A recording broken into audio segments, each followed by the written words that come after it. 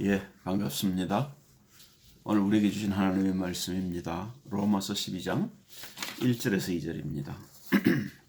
그러므로 형제들아, 내가 하나님의 모든 자비하심으로 너희를 구원하노니 너희 몸을 하나님이 기뻐하시는 거룩한 산 제사로 드리라.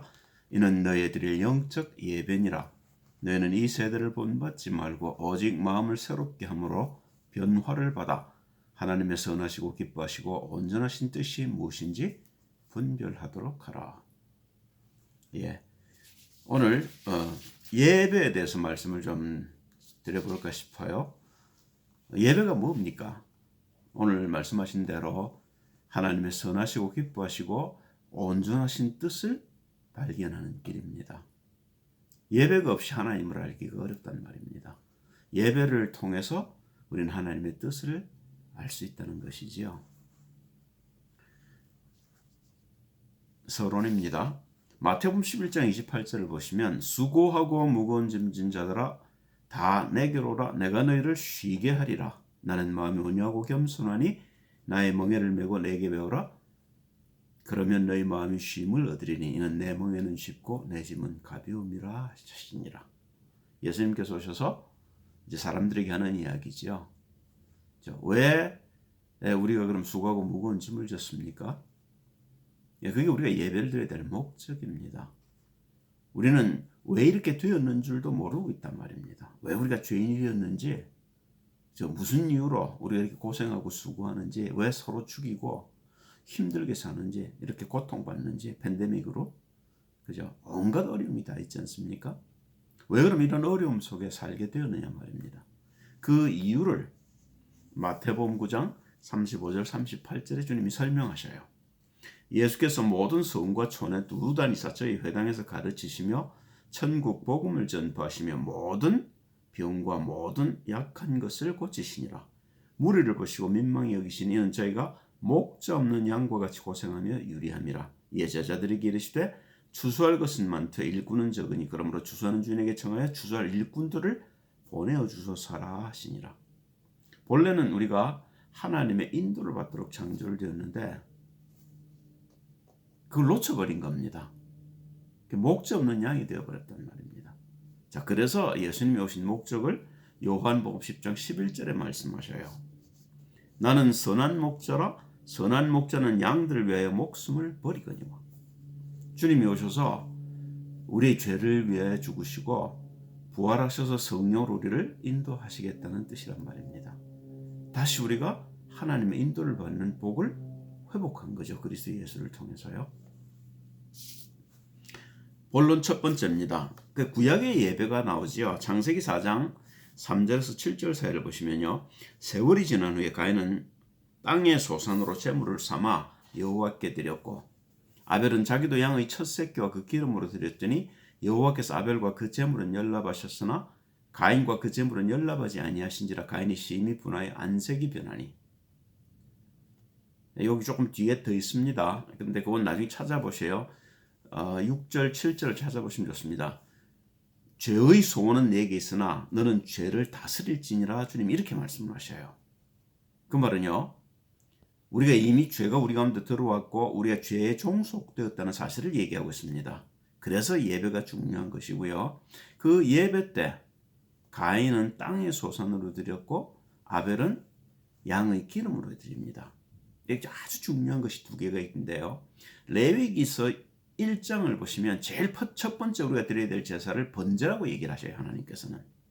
그리고 그 다음째 드려야 될 부분이 소제입니다. 그런데 가인은 소제를 먼저 드립니다. 아벨은 번제를 먼저 드렸죠. 양의 기름을 드렸다는 것은요. 양을 죽였다는 것이고 죽인 양 속에서 기름을 취해서 그 기름을 태웠다는 이야기입니다. 그게 번제죠. 그렇죠. 그게 우리가 첫 번째 해야 될 예배입니다. 너희 몸을 거룩한 산제사로 하나님께 드리는 거죠. 그죠? 우리 자신을 하나님께 온전히 드릴 적에 그제서야 하나님의 기뻐하시고 온전하시고 하나님의 선하신 뜻이 무엇인지 우리가 발견할 수 있다는 말입니다. 이게 예배입니다. 구약에서부터 이걸 이미 주신 겁니다. 자, 그런데 가인은 이걸 놓쳤습니다. 그러니까 나중에 어떻게 하죠? 아벨을 죽입니다. 그런데 하나님은 뭐라고 말씀하셔요? 죄의 소원은 네게 있다. 너를 죄가 주장하려고 한다 그 말합니다. 그런데 너는 그 죄를 다스려야 될 것이다. 그런데 그 죄를 못 다스리죠. 그러니까 아벨을 죽입니다. 이게 우리가 타락한 증거입니다. 예배를 드려야 되는 이유지요. 히브리서 11장 4절을 보시면 믿음으로 아벨은 가인보다 더 나은 제사를 하나님께 드림으로 의로운 자라 하시는 증거를 얻었으니 하나님이 그 예물에 대하여 증거하심이라. 저가 죽었으나 그 믿음으로소이려 말하느니라. 그 예물이 뭡니까? 가인의 예물은 소제였고 아벨의 예물은 번제였지요. 그죠? 예배가 이런 것입니다.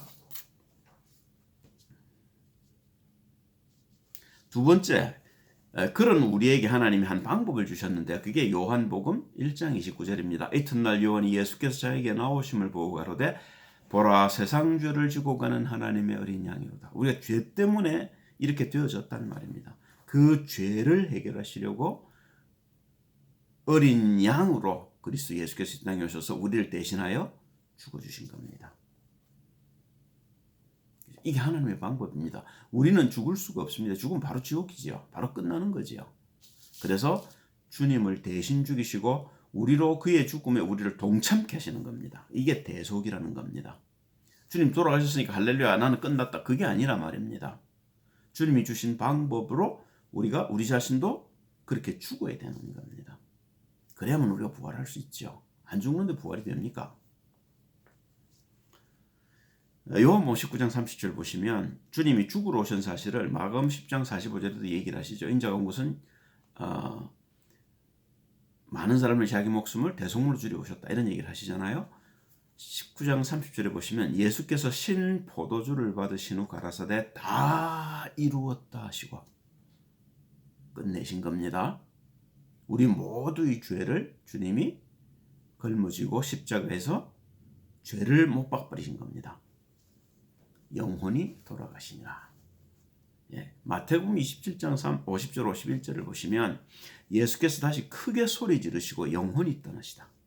이에 성소 휘장이 위로부터 아래까지 찢어져 둘이 되고 땅이 진동하며 바위가 터지고 예수님이 죄를 해결하시는 순간에 휘장이 찢어졌단 말입니다. 하나님을 만날 수 있는 길이 열렸단 말이죠. 고린도전서 15장 1절 8절을 보시면요. 형제들아 내가 너희에게 전한 복음을 너희에게 알게 하노니 그리스도 예수지요. 이는 너희가 받은 것이요 또 그 가운데서 선 것이라. 너희가 만일 나의 전한 그 말을 굳게 지키고 헛되이 믿지 아니하였으면 이로 말미암아 구원을 얻으리라. 내가 받은 것을 먼저 너희에게 권하였노니 이는 성경대로 그리스도께서 우리 죄를 위하여 죽으시고 장사 지낸 바 되었다가 성경대로 사흘 만에 다시 살아나사 게바에게 보이시고 후에 12제자에게와 그 후에 500여 형제에게 일시에 보이셨나니 그 중에 지금까지 태반이나 살아있고 어떤 이는 잠들었으며 그 후에 야고보에게 보이셨으며 그 후에 모든 사도에게와 맨 나중에 만삭되지 못해 난 자 같은 내게도 보이셨느니라. 사도행전 9장에 보면 다메섹 도상에서 바울이 그리스도를 만나는 장면이 나오지요. 부활하신 주님을 본 증인이란 말입니다. 이 예수께서 부활하셔서 우리를 초대하십니다. 마태복음 28장 18절에 10절이죠. 예수께서 나와 일러 가라사대 하늘과 땅의 모든 권세를 내게 주셨으니 그러므로 너희는 가서 모든 족속으로 제자를 삼아 아버지와 아들과 성령의 이름으로 세례를 주고 내가 네게 분부한 모든 것을 가르쳐 지키게 하라. 볼지어다 내가 세상 끝날까지 너희와 항상 함께 있으리라. 성령의 인도를 받으란 말입니다. 그죠? 이 성령의 인도를 어떻게 받습니까? 이게 사실은 참 말하기는 쉬운데 쉬운 일이 아니거든요. 그죠? 그런데 성령의 인도를 안 받으면 어떻게 됩니까? 우리의 성령의 역사를 볼 방법이 없습니다. 그죠? 성령의 인도는 반드시 받아야 되는 거죠. 왜요? 그게 하나님 우리를 창조하신 모습이라는 말입니다. 그렇게 하나님 우리를 창조하신 겁니다. 그죠? 자, 그런데 그러면 신약에 와서 바울을 통해서 우리 두 제사를 봅니다. 그 첫 번째 제사는 빌립보 3장 6절입니다. 열심으로는 교회를 비박하고 이제 회고하는 거죠. 자기가 그리스도 믿기 전했던 모습입니다. 율법의 의로는 흠이 없는 자로라. 율법을 지키려고 애를 썼단 말입니다. 그렇게 구원을 받는 줄 알았어요. 그런데 나중에는 뭘 깨닫습니까? 율법의 의로로 의롭다함을 얻을 육체가 없다는 걸 깨닫게 되죠. 그리스도 예수를 만나고 난 뒤죠. 그때 바울의 행적입니다. 사도행전 8장 1절 3절이죠. 사울이 그의 죽임당함을 마땅히 여기더라. 스데반을 죽이고 난 뒤의 얘기죠. 그날에 예루살렘에 있는 교회에 큰 핍박이 나서 사도 외는 다 유대와 사마리아 모든 땅으로 흩어지니라. 경건한 사람들이 스데반을 장사하고 위하여 크게 울더라. 사울이 교회를 잔멸할세 각 집에 들어가 남녀를 끌어다가 옥에 넘기더라. 내가 믿는 율법이 옳단 말입니다. 율법은 사람들을 정죄하지요. 네. 용서가 없는 겁니다. 그죠? 그러면 하나님의 법입니까? 용서가 없는 것이 아니지요. 율법은 그렇게 준 게 아니란 말입니다. 나중에는 바울이 율법의 목적을 깨닫습니다. 그게 이제 로마서에 보면 잘 나와 있죠. 오늘 보는 로마서 12장 1절 2절은 로마서의 결론이라고 말할 수 있습니다. 근데 그 전에 서론들을 보시면 이제 우리가 기독교 교리라고 얘기할 수 있는 교리서로서의 로마서입니다. 그죠? 그래서 믿음으로 구원받는다는 얘기를 애초에 해놓고 그 믿음이 뭔지를 쭉 설명을 하지요. 그럼 그 믿음 중에서 어떤 믿음 말입니까? 그리스도 예수를 믿어야 되는 당위성에 대한 얘기를 하고 있습니다. 그 믿음의 결과가 뭡니까? 그게 로마 12장 1절과 2절이란 말입니다. 자, 그런데 이런 바울이 다메섹까지 예수 믿는 자를 잡아다가 옥에 넣으려고 가다가 그 노중에서 부활하신 주님을 만나게 됩니다. 그 사건이 사도행전 9장에 나와 있죠. 10절에서부터 18절까지의 말씀입니다. 그때 다메섹에 아나니아라는 제자가 있더니 주께서 환상 중에 불러 가라사대 아나니아야 하시거늘 대답하되 주여 내가 여기 있나이다 하니 주께서 가라사대 일어나 직가라는 거리로 가서 유다 집에서 다소 사람 사울이라는 자를 찾으라. 저가 기도하는 중이니 저가 아나니아라는 사람이 들어와 자기에게 안수하여 다시 보게 하는 것을 보았느니라. 눈이 어두워졌단 말입니다. 아나니아가 대답하되 주여 이 사람에 대해 내가 여러 사람에게 듣사온즉 그가 예루살렘에서 주의 성도에게 적지 않은 해를 끼쳤다더니 여기서도 주의 이름을 부르는 모든 자를 결박할 권세를 대제사장들에게 받았나이다 하거늘 주께서 가라사대 가라 이 사람은 내 이름을 이방인과 임금들과 이스라엘 자손들 앞에 전하기 위해 택한 나의 그릇이라. 그가 내 이름을 위하여 해를 얼마나 받아야 할 것을 내가 그에게 보이리라 하시니 아나니아가 떠나 그 집에 들어가서 그에게 안수하여 가로되 형제 사울아 주 곧 내가 오는 길에서 나타나시던 예수께서 나를 보내어 너로 다시 보게 하시고 성령으로 충만하게 하신다니 즉시 사울의 눈에서 비늘 같은 것이 벗어져 다시 보게 된지라. 일어나 세례를 받고. 그러고 난 뒤에 바울의 행적입니다. 바울이 뭘 깨달았느냐? 율법으로 구원을 받는 게 아니라 복음으로 구원을 받는다는 걸 깨달은 거죠.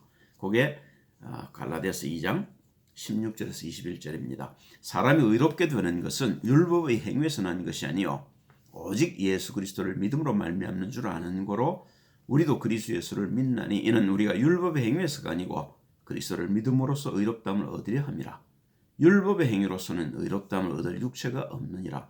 만일 우리가 그리스도 안에서 의롭게 되려 하다가 죄인으로 나타나면 그리스도께서 죄를 짓게 하는 자냐? 결코 그럴 수 없느니라. 만일 내가 헐었던 것을 다시 세우면 내가 나를 범법한 자로 만드는 것이라. 내가 율법으로 말미암아 율법을 향하여 죽었나니 이는 하나님을 향하여 살려 함이니라. 내가 그리스도와 함께 십자가에 못 박혔나니 그런즉 이제는 내가 산 것이 아니요 오직 내 안에 그리스도께서 사신 것이라. 이제 내가 육체 가운데 사는 것은 나를 사랑하사 나를 위해 자기 몸을 버리신 하나님의 아들을 믿는 믿음 안에 사는 것이라. 내가 하나님의 은혜를 패하지 아니하노니 만일 의롭게 되는 것이 율법으로 말미암으면 그리스도께서 헛되이 죽으셨느니라. 만약에 율법으로 구원을 받는다면 그리스도 안 오셔도 되는 거죠. 자, 이러고 난 뒤에 바울의 행적입니다. 바울이 어떻게 변했는지를 보자 말입니다. 사도행전 20장 24절에서 32절입니다. 나의 달려갈 길이 달라졌죠. 이제는요. 주 예수께 받은 사명 곧 하나님의 은혜 복음을 증거하는 일을 마치려 하면은 나의 생명을 조금도 귀한 것으로 여기지 아니하노라. 보라 내가 너희 중에 왕래하며 하나님 나라를 전파했으나 지금은 너희가 다 내 얼굴을 다시 보지 못할 줄 아노라. 때가 있단 말입니다. 그죠? 항상 함께 있는 게 아니죠. 그러므로 오늘 너에게 증거하노니 모든 사람의 피에 대해 내가 깨끗하니 이는 내가 꺼리지 않고 하나님의 뜻을 다 너에게 전하였습니다. 너희는 자기를 위하여 또는 온 양떼를 위해 삼거라. 성령이 저들 가운데 너희로 감독자를 삼고 하나님이 자기 피로 사신 교회를 치게 하셨느니라. 내가 떠난 후에 흉악한 이리가 너에게 들어와서 그 양떼를 아끼지 아니하며 또한 너희 중에서도 제자들을 끌어 자기를 좇게 하려고 어그러진 말을 하는 사람들이 일어날 줄을 내가 아노니 그러므로 너희가 일깨어 내가 3년이나 밤낮 쉬지 않고 눈물로 각 사람을 훈계하던 것을 기억하라. 지금 내가 너희를 주와 및 그 은혜의 말씀께 부탁하노니 그 말씀이 너희를 능히 든든히 세우사 거룩히 하심을 입은 모든 자 가운데 기업 있게 하시리라. 미래를 약속하는 겁니다. 그렇죠. 그게 우리가 하는 소망입니다. 그런데 너희 중에서도 어그러진 말을 해서 자기를 좋게 하려는 사람이 생길 거라고 얘기를 미리 합니다. 그렇죠. 그리고 그런 중에서 틀린 걸 가르치고 변하는 사람들이 나오죠. 예, 그런 얘기들을 나중에 보면 하고 있습니다. 자, 이제 결론입니다. 우리에게 두 아들이 있습니다. 첫 아들이 아담이고 이제 예수가 오셨죠. 그 첫 아들은 포도원에 가라니까 가겠습니다 하고는 안 갔고요. 예, 둘째 아들은 그럼 안 가겠습니다 하고 간 게 아니고 둘째 아들은 아버지 말을 순종해서 그대로 그냥 십자가를 지셨죠. 그 얘기를 마태복음 21장에서 하고 있습니다. 28절에서 32절이네요. 그러나 네 생각에는 어떠냐? 한 사람이 두 아들이 있는데 맏아들에게 가서 이르되 이에 오늘 포도원에 가서 일해라 하니 대답하여 가로되 아버지여 가겠소이다 하더니 가지 아니하고 둘째 아들에게 가서 또 이같이 말하니 대답하여 가로되 싫소이다 하더니 그 후에 뉘우치고 갔으니 그 둘 중에 누가 아버지의 뜻대로 하였느냐? 가로되 둘째 아들이니이다. 예수께서 저에게 이르시되 내가 진실로 너에게 이르노니 세리들과 창기들이 너희보다 먼저 하나님의 나라에 들어가리라. 얘기를 해도 안 듣는단 말입니다. 그죠? 주님이 오셔서 십자가를 지시고 부활하셨어도 우리에게 이렇게 세세히 일러주시는데도 우리는 그 얘기를 안 듣고 싶어 한단 말입니다. 그죠? 그러면 우리에게 심판이 없다면 이걸로 끝입니다. 뭐 들어도 안 들어도 그만이죠. 그러나 한 번 죽는 것은 사람에게 정하신 것이고 그 뒤에 심판이 있는데 그 심판의 결과가 뭐겠습니까? 무엇 때문에 심판하시겠어요? 그걸 로마서 6장 16절 23절에 바울이 밝혀놨습니다. 보겠습니다. 너희 자신을 종으로 들여 누구에게 순종하든지 그 순종함을 받는 자의 종이 되는 줄을 너희가 알지 못하느냐? 혹은 죄의 종으로 아담 때문에 들어온 거죠. 사망에 이르고 혹은 순종의 종으로 의뢰니라. 그리스도 예수를 따르는 거죠. 하나님께 감사리로다. 너희가 본래 죄의 종이더니 아담이 우선이었는데 너희에게 전하여준 바 교훈의 본을 마음으로 순종하여 주에게 세방되어 의에게 종이 되었느니라. 우리가 말씀을 듣고 그리스도를 알게 되고 그리스도의 의를 따라가게 되는 그리스도의 종이 된 것이죠. 너희 육신의 연약함으로 내가 사람의 예대로 말하노니 전에 너희가 너희 지체를 부정과 불법에 들여 불법에 이른 것 같이 이제는 너희 지체를 의에게 종으로 들여 거룩함에 이르라. 너희가 죄의 종이 되었을 땐 의에 대하여 자유하였느니라. 너희가 그때 무슨 열매를 얻었느냐? 이제는 너희가 그 일을 부끄러워하나니 이는 그 마지막이 사망임이니라. 그러나 이제는 너희가 죄에게 세방되고 하나님께 종이 되어 거룩함에 이르는 열매를 얻었으니 이 마지막은 영생이라. 죄의 삭은 사망이요 하나님의 은사는 그리스도 예수 우리 주 안에 있는 영생이니라. 우리가 예배를 통해서 영생에 가는 겁니다. 다 얻은 것이 아닙니다. 우리는 매일매일 새롭게 갱신해 가야 되는 겁니다. 그런 의미에서 제가 로마서 12장을 한 번 더 읽겠습니다.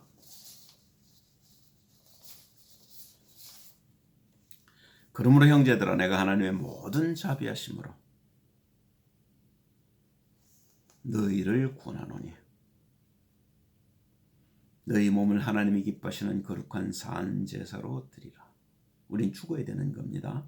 그리스도와 함께 십자가에 죽어야 되는 겁니다. 이는 너희의 드릴 영적 예배니라. 예배의 목적이 이거란 말입니다. 그죠? 너희는 이 세대를 본받지 말고 세상에 우리의 관심을 두어서는 안 되는 겁니다. 오직 마음을 새롭게 함으로 변화를 받아 하나님의 선하시고 기뻐하시고 온전하신 뜻이 무엇인지 분별하도록 하라. 하나님 뜻이 무엇입니까?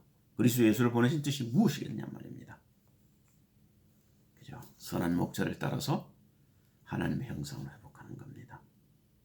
그 일 때문에 그리스도 예수께서 오셔서 그가 우리의 죄를 십자가에 대속하시고 우리가 그와 함께 죽고 부활할 수 있도록 길을 열어주신 겁니다. 그 예배는요,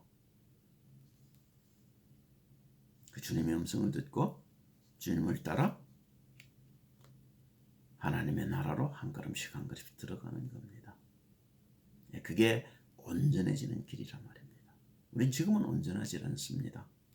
그러나 온전하라고 주님은 우리에게 요구를 하시고 그 온전하게 되는 길로 우리에게 주신 것이 예배란 말입니다. 하나님의 말씀을 소홀히 여겨서는 안 되는 것이지요. 기도합니다. 할렐루야. 주님 찬양을 드립니다. 오늘도 주신 말씀 마음에 새깁니다. 우리가 연약해서 실수하고 넘어질 때가 많지만은 그리스도의 보혈을 붙들고 다시 일어설 수 있게 하시고 끝까지 주님을 따라갈 수 있도록 힘을 주옵소서. 주 예수 그리스도의 이름으로 기도합니다. 아멘.